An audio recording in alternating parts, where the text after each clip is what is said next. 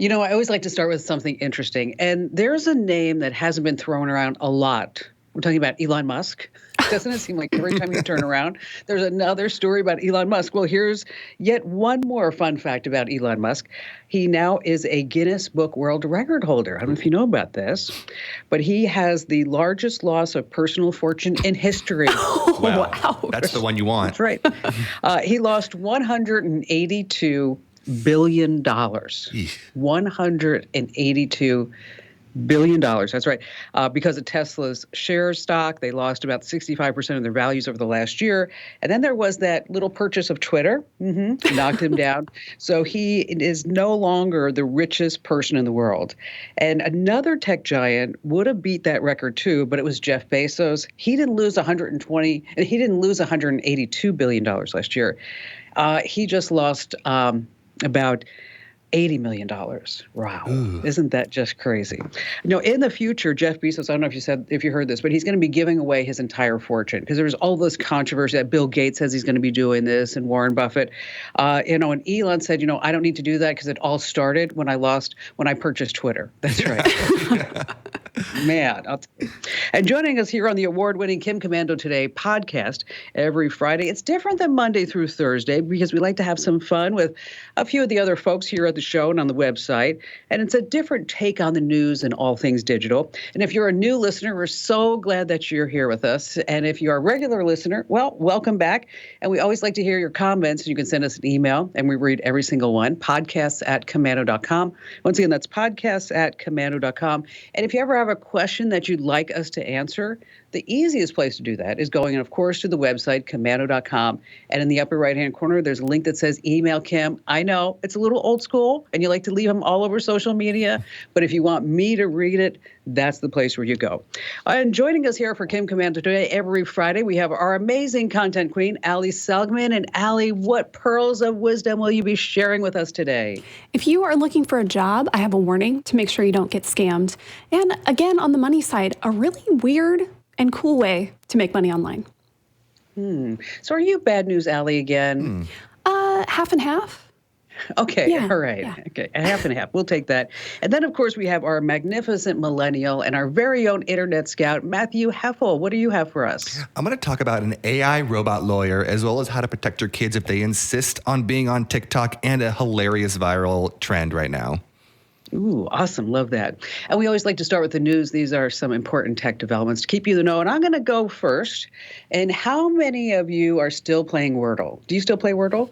Mm-mm. I gave up. Yeah, me too. No, you Do you did. play? Well, just in history, it was debuted in 2018. And then I think I stopped playing in 2022 when the New York Times purchased it. Not because they purchased it, just because it was like, did that, moved on. And if you're not familiar with the game, you have 6 turns to figure out this 5-letter mystery word. And there's always those helpful tips that you have at least 2 different vowels in your first guess. And you want to use like these magical letters like STRNN, which I use every single time. Stern. Okay, that should always be the first word. And then there are all these websites that give out the answers. Speaking of Bill Gates, he plays it every single morning with his friends and family. Every single day he plays Wordle. Well, the reason why I bring this up is that there's a woman by the name of Tracy Bennett, and she lives in Ann Arbor, Michigan. And have you ever thought about who comes up with the Wordle words? No, never did. Well, guess what? It's Tracy Bennett. She does. She is the random generator word picker for Wordle for the New York Times. And she researches every term to make sure that there's no secondary meaning. There's like a lot of thought that goes behind the Wordle word of the day. How many words do you think is on the Wordle list that she has had at her disposal to use? How many words? Gosh. 5-letter words? 5-letter words? Yep. Maybe 100,000? Maybe? No, Ali, care to guess? More or less? 40? 300? 2,700 words. Oh. That's it? Yes. And theoretically, that will last until 2027. Now, she gets a lot of complaints in this position. Yeah. Okay. I mean, the reason why it got my attention, I never thought, like, who picks the Wordle word of the day? Right. Who does that? She says that she gets a lot of complaints if there are 4 letters in place, like blank, OUND, because it could be found, it could be mound, it could be round, it could be sound, and there are 8 different possibilities. And so how many people are playing Wordle? Care to guess? Anyone? Still, I don't know. Still, about 3 million people still play Wordle every single day. It lost 51% of its users when the New York Times purchased it. Oh, isn't that? And then there were all these shoot-offs, knockoffs of Wordle. There's Squabble. There's Hurdle, which is the music one. I like that one. There's Dordle and Quirtle, which I don't understand. That's where you can play like 4 different Wordle games at once. No. No, not doing that. But the reason why I bring this up, there's one that I've been playing that is so much fun, okay? It's called Housel. It's House, H-O-U-S, and then L-E. Housel.house is their web address. And you go there, and every day you have 6 tries to guess 5% of a home's value. So they show you a house, okay, and then you're like, $300,000, which was the one that I guessed this morning. And then it's like, you're wrong. And then it'll come up and say it has 3 bedrooms and two and a half baths. Okay. And so you go through until finally you're like, oh, okay, this house was $565,000. Yeah. And so it's actually a lot of fun. If you haven't played it, it's called Housel. And a couple more Wordle fun facts.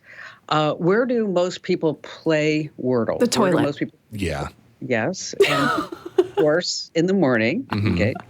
Now, what's the best thing about playing Wordle on the toilet? What's the best thing? You get to eliminate vowels and your bowels. Okay, Matt, you're up next. Oh, man. That was good. Well, robots have been doing, I'm sorry, I have to take a minute. That was hilarious. Robots and AI have been doing a lot more within the last year. We've seen them create art. We've seen them write essays. We've seen them get more into driving. They're doing a lot. But you might not have guessed that the next thing they're going to be doing is going to court, right? It seems kind of strange. What? I know, exactly. But you're probably thinking of a big robot man in a suit, and we're not quite there yet. But, we're not too far away. Recently, a company called Do Not Pay announced that they will be having 2 different trials in the month of February to fight parking tickets. And so what this AI will do is be able to go in someone's ear as an earpiece, and then it will listen to the conversations and the arguments in the courtroom live and be able to rebuttal and argue back right into the person's ear, into the defendant's ear, so that they'll be able to make the argument themselves. Now, this company has been around since 2015, and kind of how they started was they put out these free templates for people to use if they were trying to fight specific simple court cases. And it kind of is ironic because they were called Do Not Pay for the whole idea that they wanted to give out free legal advice to people that maybe couldn't have afforded it. Well, it's no longer free. This service is not available to the public, but that template service and asking a robot online questions is still available. That is $36 every 3 months, which is kind of a strange billing system, but you can download the app right now. But this will be going to court, and it's going to be kind of interesting to see how this goes. They haven't announced where and who they will be defending because they don't want to kind of give away what kind of laws it has in store, what kind of laws it knows about. So they don't want to give away the country or the state or wherever it is. And they said they will announce later on in spring what happened with the court cases and how they're going to be moving forward with this. So they haven't done it yet, right? They haven't done it yet. They have helped online. They do have an online AI chatbot similar to ChatGPT that is able to help with legal questions and stuff like that. But they haven't been like, quote, live in court before. And so this is the first time that's ever happened where a robot will be basically fighting a case.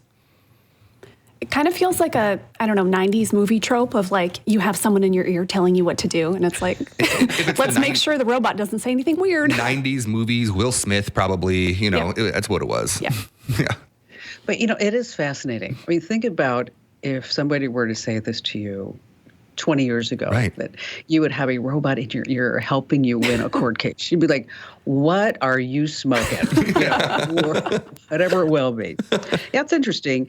Matt, thanks for sharing that story with us. And what I also read this past week, that there's this new California law that took effect and requires companies with 15 or more employees to post the pay scales for this job. Now, the reason why I bring this up is that Netflix currently has a job up on their website, okay? It's a network software engineer. And in the pay range, it goes from $90,000 a year to $900,000. That's quite a difference. Kind of a spread. Okay. So Depending on experience. Yeah. I mean, so when you go to apply, you're like, screw that. I don't want 90. I want like 900. Yes. Okay, this is how it works. So, Allie, speaking of employees and employers, some bad news? This is my bad news alley segment. Okay, we're going to start with layoffs. We all know there have been a ton of tech layoffs. In 2023, so far, we're not very far into the year. 16,000 tech jobs cut already. Last year, more than 90,000. 18,000 for Amazon, 11,000 from Meta, 9,000 from Salesforce, 3,700 from Twitter. I could go on and on, right? Ton of layoffs. And that means there are a lot of people looking for jobs. And where the people are, that's where scammers go. And of course, there are some more nasty job scams spreading. This one, like most of them, takes a similar tact that a lot of these do. So Insider talked to a woman, her name is Roberta, and they wrote the story about the scam that she fell for. And I figure, let's go through her story so you don't fall for anything like this. And hopefully you can spot something like this before it ever happens to you. She got a message from a recruiter on Fiverr saying that she was really great for this job at a supply chain management company. They set up an interview. At the last minute, the person who said they were the CTO of the company, this was not the CTO, said, you know what, instead of a video, let's do a phone call. Okay, red flag number one. Mm-hmm. Okay. Surprise, the interview went really great. They offered her the job basically immediately. Sweet. The red flag number two, immediate job offer. She signed a contract and then was told, okay, now you need to buy a computer, a monitor, and please send us $15,000 through Zelle. Oh, no, tell me she didn't do all that. She did not. So she, at this point, her hackles were up a little bit and she said, well, I don't have $15,000 to send you. I can't do this. And the person that she was talking to, who she still at this point thought was the company's real CTO, got really angry and started yelling and was, freaked out at her.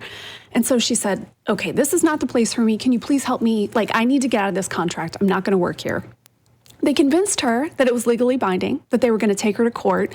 So this poor woman hired a lawyer who told her what we all know at this point. You got scammed. This is not a real job. So luckily, she didn't send them the money, but she had a really stressful time and had to pay for the lawyer. So if you are looking for jobs, especially remote, never trust a company, a person, whatever, telling you that you need to buy expensive stuff and you'll be reimbursed later. Never send money through PayPal or Venmo or Zelle or any other app to a potential employer. And if you need to, and if you're going to interview, try to do it in person if you can, if you're in the same state, or at least try to do a video meeting. And let's go one step further. We've never said this, but if you have a job offer and you're wondering if it's legitimate, we would like you to send it to us. Okay? Hey, there you go. We'll help you. Okay. And we will be that third party team that's going to vet whether or not this is totally legit. So just send it to us at podcast@komando.com and we'll take a look at it and say, whether it's good to go or whether it's not, or maybe you should send us that $15,000. No, just kidding. All right, stay right where you are, because coming up here on Kim Komando today, we're going to talk about too much screen time and what you can do about it. We're going to talk about TikTok and your kids because X-rated content is coming to TikTok. Isn't that a shocker? Said no one ever. Allie has a weird side hustle. And guess what? I have the joke this week. I do. Oh. Yeah. Where is it on the scale? Okay, it's not a 10. Okay. It's not a 1. Okay. It's somewhere between there. I'm hearing 5. Yeah, somewhere in between there. It's not the best, but it's not the worst. So stay right where you are. Hey, welcome back to Friday's edition of Kim Komando today. We're so glad that you're here with us. And don't forget, give us a nice 5-star rating, review, wherever you get your podcasts. That is your way of giving back to us. So if you laughed maybe once or even a half a laugh during this whole podcast, just go ahead and say, yes, you will love Kim Komando today, wherever you get your podcasts. And speaking of keeping the tech know-how going, make sure that you get our free newsletters, komando.com/subscribe. Our open rate is like 60%, which is huge. And we send 19 million email newsletters every single week. I said that to a woman the other day, and she's like, I'm sorry, did you say 19 million? I'm like, yes, 19 million. So what are you waiting for? Okay, come on. Life is passing you by. Head over to komando.com/subscribe. All right, I'm going to go first, and it's happened to all of us, right? It's like 7 or 8 p.m. Maybe you've had one glass of wine, you're kind of relaxing by the fire or whatever it may be, and you pull out your phone, and then you're like, oh, this is a funny video, and then, oh, that's a funny picture, and then you just scroll, scroll until you look at the clock and you're like, dang, what happened? I'm never Right? going to get that time back. Never. I mean, instead of watching all these cute little cat videos or real estate videos like I like to watch or whatever it may be, is that you could actually do something more productive, like maybe talking to a person or Imagine. hanging out with friends or maybe actually folding the laundry. So here's the deal. If you have an iPhone or Android, there are ways to tell if you're just spending too much time on your phone other than maybe somebody in your family nagging you about it. Like, oh, by the way, so last night I texted Ian and I said, don't, because he's studying for his LSAT and all this other stuff. I said, don't go to bed at a decent hour. I'm going to sleep and I'll talk to you tomorrow. And then he texted me back. He said, you used to say that about the Xbox. Not anymore. So anyway, if you're on an iPhone, you want to go to settings, and there's this handy dandy little section called screen time. Now, you can scroll. This is a place where you can scroll because I want you to go to see all activity. And that's where you can prepare to be shocked and amazed because you're going to say, I had no idea I spent that much time on fill in the blank. Facebook, Instagram. What would it be for you, Matt? What would it be? TikTok, right? I mean, regretfully, yes. Probably more YouTube than TikTok. What about you, Allie? What would that be? Probably Instagram, although I think now it might be my Kindle app, and I don't feel bad about that. Oh, good. Yeah. God, just make us feel like crap. It's okay. It's the only thing I'm doing great right now. I'm reading while you people are like wasting your time. Enjoy your cat vids. Yes. Now, if you're on Android, it's under digital well-being and parental controls. Okay. Now, there's a secret sauce here.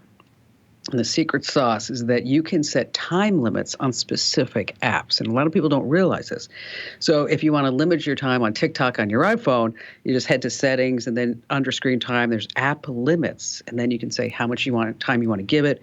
And in addition to that, on Android, it's there too, digital well-being and parental controls. And so you can tap a chart and set a timer.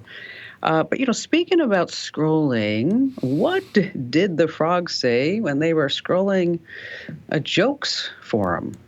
What did the frogs say? Anybody? Reddit? Oh, I know that was really bad. Okay, I'm sorry. It's a tough crowd. All right, speaking of TikTok, Matt, tell us about these parental controls and the X-rated content. Yeah, so we know that TikTok's not the best specifically for privacy right now, but it's going to get worse when it comes to the content here coming soon. So I know that we can all say, oh, you shouldn't get on TikTok, but you can go to the kids in your life and they're going to want to be on TikTok. It's going to be hard to stop them. But there's some things you can do to not only protect them while they're on TikTok, but make sure that they're not seeing anything appropriate. So if your kids are on TikTok or if your grandkids are on TikTok, here's what you need to do to make sure that they're protected, especially as in the coming months, TikTok's going to be releasing X-rated content, adult content. They're trying to turn more into the OF website that we maybe don't need to mention. And so here's what you need to do. Here's the steps you need to take to make sure they're safe. So first, you're going to go into the TikTok app on their phone, and you're going to tap the profile button in the top right. You'll see their little profile image, little profile circle. Once you're in there, tap the menu at the top. It just says menu, little 3 lines. And then you're going to go into settings and privacy. Once you're in there, you can tap the content preferences and then set up restricted mode. This is really important. This is the thing you want to have. Now, restricted mode basically stops them from seeing anything that they deem adult or mature content. Now, right now, that might be scantily clad people, but in the future, it's going to be worse. So make sure you put that on. You can also set up keyword filters that allow you to block out specific keywords or hashtags for them to see. So if you want to do anything that you can think of, we won't list them here, but if you can think of a keyword that you don't want your kid or grandkid to see, you can also do that. So that's super helpful. Eggplant. Yeah, eggplant emoji, probably smart. Yeah. Use your imagination. Yeah. And if you missed all those steps, we have them over at the website, of course. That's thekomando.com. All right, Allie, as you know, I've been living in Rainland in Southern California here. It's been crazy. every day it's like it rains, it rains, it rains. But today we have a beautiful day, and then tomorrow, guess what? Rain. Rain. Yeah. Rain. And so yesterday we were on a Google Meet call. I told you what was on my phone. It said, at 8:54 the rain will stop. At 9:03 the rain will begin again. It's like, so now's your time to like go get the mail and come back. Get a quick hike in. It's raining for you. In some places it's snowing. And isn't it annoying when you leave your house, you're not expecting it, and it starts pouring, you're not ready for it, or you just wouldn't have left the house in the first place? That's what I would do. So how can you get your phone to tell you ahead of time if it's going to rain or snow? If you have an iPhone, lucky you can get alerts when it's going to rain just built into the weather app. You have to make sure the notifications are enabled, and there's something called next hour precipitation, which means if it's going to rain in the next hour, your phone will tell you, hey, it's going to rain, uses your location. On Android, there is an app called Rain Alarm. This thing has 5 million downloads, 4.5 stars, and nice thing, in the ad version, the ads don't get in the way, so you don't need to pay for the premium. Oh, nice. For snow, they're the best one out there. It's an app for skiers, which makes sense, called Open Snow. It is supposed to be hands down the best for snow prediction. Now, caveat, it does cost money. There's a 14-day free trial. After that, it's $30 for a year. It does have great reviews. If you're in a snowy place, it might be worth it for you, especially if you like to ski. Well, and it is important to know about this stuff. Yeah. Really, truly. Yeah. I mean, because you want to make sure that it's going to be safe when you go out. And because the whole town of Montecito, was evacuated because of all the rain that was out there, right? What a nightmare. But, when you start looking at the weather map, there is this huge cold front in like South Dakota, Idaho, Wyoming. And, and what's interesting to me is that the weather there is a lot like the royal family. Really is. When you start looking at it, because it's -1. Ooh. Hey, listen, if you like these quick tips, make sure that you get our daily tech update. It's a podcast just 2 minutes a day. You get a news story and a life hack that you can use in your digital life, of course. And so wherever you get your podcast, just search for Daily Tech Update or just search for my last name, Komando. All right, coming up, we have What the Heck Headline of the Week. I've got that one. What the internet is buzzing about. That would be you, Matt. And then Allie, she just has a weird way to make money. So stay right where you are. Hey, welcome back to Kim Komando. Today, how would you like to have $500? That's right. We will give you $500. And what do you have to do for that? Well, you just have to enter to win. That's right. An Amazon.com $500 gift card. And you can enter right now at Komando.com/win. Once again, that's Komando.com/win. Now, if you have not already entered, let me tell you, time is running out. So you need to do it now while you're thinking about it. And when you go there are some ways that you can get some extra entries by signing up for a podcast or getting one of our newsletters or following us on social. So what you want to do is go to Komando.com/win. That's Komando.com/win. All right, it's time now for our What the Heck headline of the week. And it was my turn. And this is one that I saw this morning. Dramatic fish death at aquarium shows the risk of using a smartphone's flash. Oh, no. Ooh. Yeah. It's a video. I actually saw it of a tuna reacting to somebody who was taking a picture using their phone, and they had the flash on, and it swam headfirst into the aquarium's glass. Oh, my gosh. Yeah, it's actually pretty gruesome when you see it. It was in an aquarium in Japan, and it was posted to Reddit 2 days ago. Several flashes when you see it fire off. There's this big whale in the middle of the scene, too. And this tuna fish just builds up steam and charges right into the tank wall. I didn't know this, is that tuna can swim at speeds of around 45 miles per hour. Jeez. Really. Now, visitors to various aquariums, they mentioned, like in Georgia, they have signs that say no flash photography. So if you ever wondered why you're in an aquarium and it says no flash photography, that would be the reason. Wow. That would be the reason. Oof. Because the fish tanks are well lit anyway. Yeah. And by the way, this video, even though it was posted 2 days ago, it's actually 9 years old. So the video is not exactly. Well, when I read this, it reminded me, I don't know, probably 5-6 years ago, is that Barry said to me, let's go swim with the sharks. And I'm like, doesn't sound like a good idea to me, especially for a man who's like not into any risk taking. So he said, no, we could go to the Maui Aquarium and we could swim with the sharks.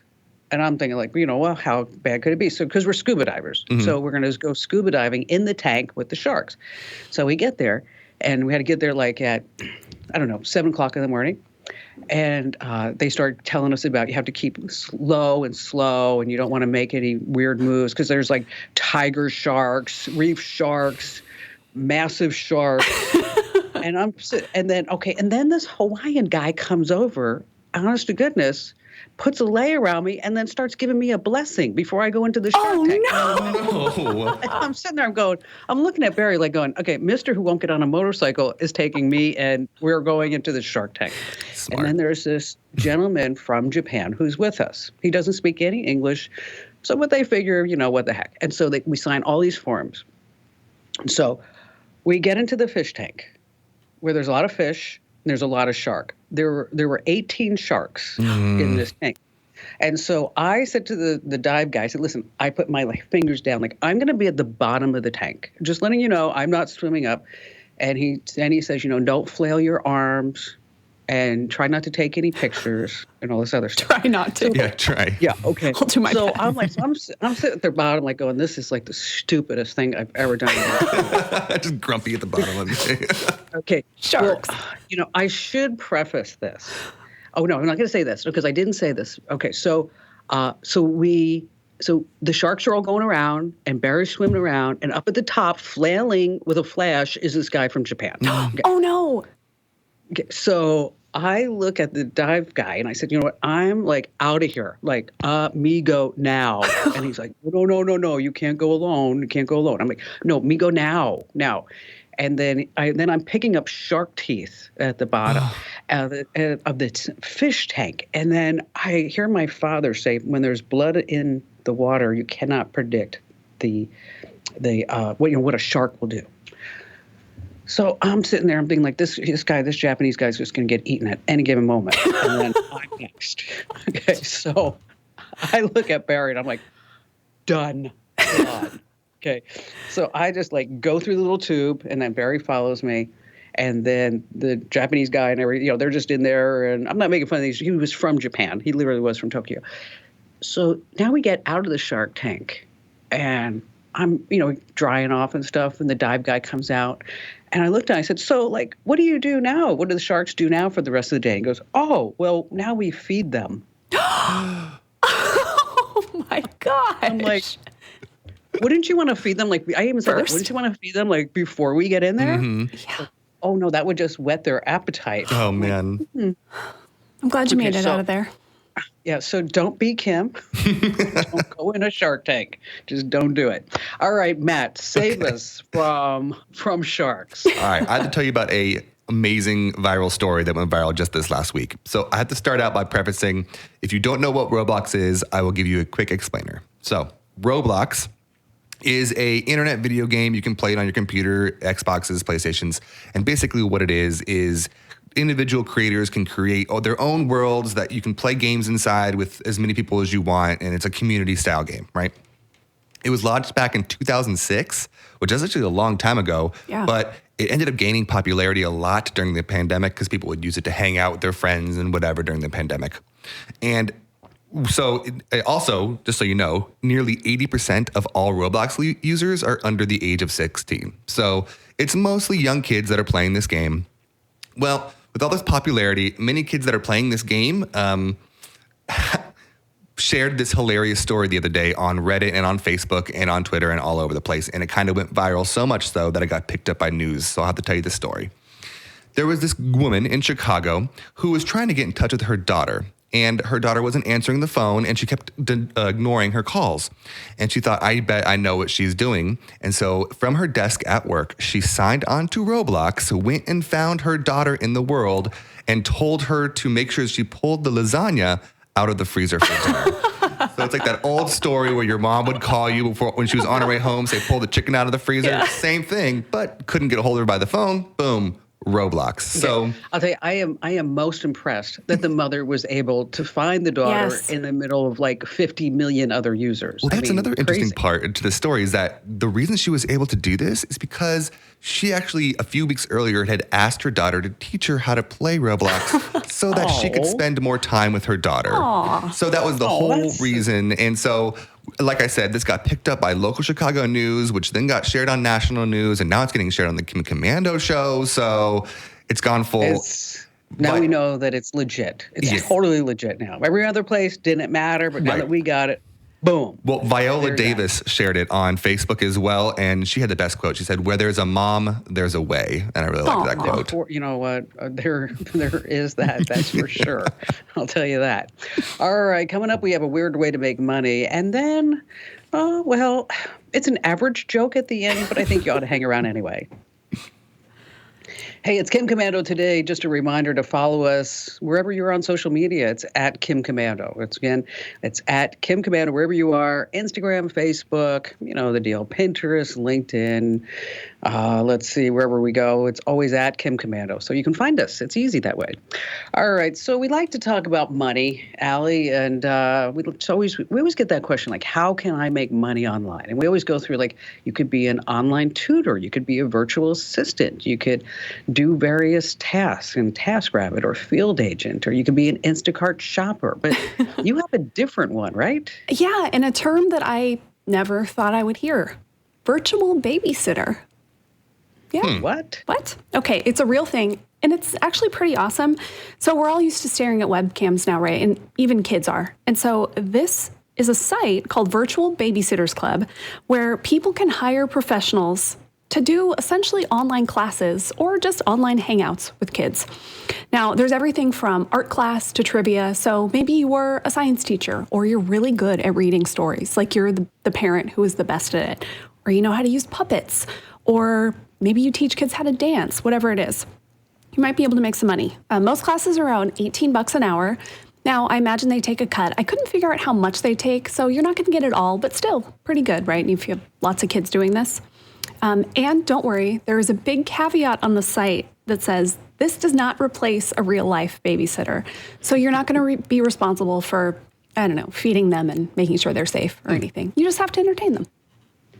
Which, you know what? You can do that. Anybody could do that. Anybody could do it. It's really hard, though, through a screen sometimes. Yeah, I'm sure. Hey, Joe, over here. That's why I wouldn't be good at it. I'd be like, hey, come on back. Come on.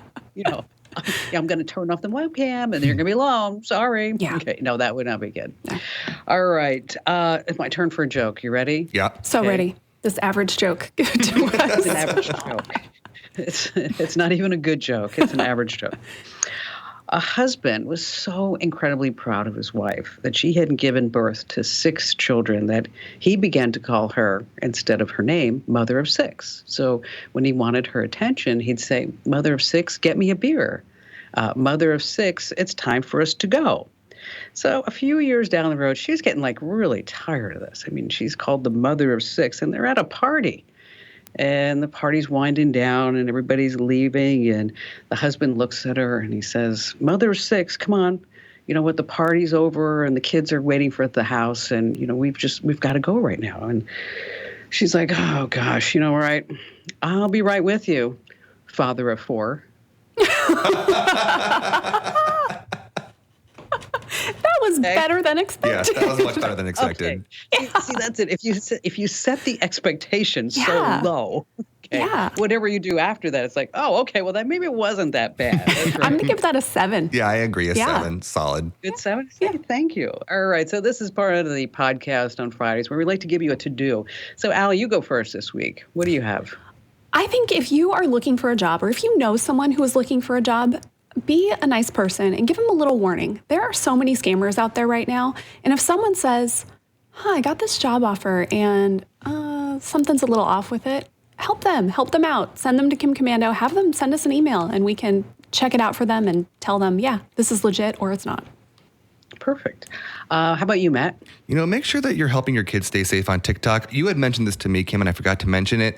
Another really smart tip is if you have a burner phone, if you have an old iPhone in a drawer, just download TikTok on that and let them use it on that. It's so much safer than them using it on their actual phone. Yeah, and then that goes for adults too. Yeah. Because so many different government agencies now, we're going to be talking about that on the big show this weekend, are now banning TikTok from their employees using it. And so it's a good idea, even if you're not a government employee, just know that TikTok is owned by Communist China. So everything that you're doing on there, not just on TikTok, everything you're doing on your phone is heading off to Communist China to do who knows what with. And it's just a crazy thought. I think my to-do for everyone is to really keep track of how much you're spending time on your screen and how much time you can put that screen down. I mean, and listen to our podcasts from us. Yeah. Hey, that was a shameless plug. I know, I'm sorry. But you could actually be doing other things. And tell 3 people about our podcast. That'd be super sweet. And just a reminder, we love to hear from all of our listeners at podcasts@komando.com. Thanks for listening, and we'll see you again here next week.